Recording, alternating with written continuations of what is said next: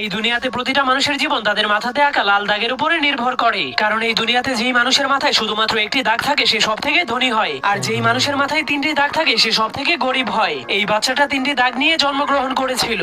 এরপর সে ধীরে ধীরে বড় হওয়ার পর সে দেখতে পায় তাকে শুধু গরিব মানুষের সাথেই থাকতে হয়, আর যাদের মাথায় দুইটি দাগ আছে তাদের গোলামি করতে হয়। এমনকি তাকে দুই দাগওয়ালা মানুষের জন্য সারাদিনই কাজ করতে হয়, যার ফলে দুই দাগওয়ালা মানুষের বাচ্চারা তাকে মারলেও সে কিছুই বলতে পারতো না। এজন্য সে একদিন লুকিয়ে লুকিয়ে তার কপালের একটা দাগকে মুছে ফেলে। এরপর কাউকে কিছু না বলেই লুকিয়ে লুকিয়ে দুই দাগওয়ালা মানুষের রুমের মধ্যে চলে যায়। কিন্তু সে ভিতরে যাওয়ার পর দেখতে পায় সব দুই দাগওয়ালা মানুষের এক দাগওয়ালা মানুষের একদমই চাকরের মতো সেবা করছে, যা দেখার পর সে অনেক অবাক হয়ে যায়। এরপর সে বুদ্ধি খাটিয়ে তার আরেকটা দাগকেও মুছে ফেলে। কিন্তু যখন দুই দাগওয়ালা মানুষেরা দেখতে পায় তার কপালে এক দাগ, তখন তারাও তার সেবা করতে শুরু করে দেয়। তখন সে জীবনের প্রথমবার এত সম্মান পেয়ে অনেক খুশি হয়ে যায়। কিন্তু তখনই হঠাৎ করে উপর থেকে একটা মেশিন চলে আসে।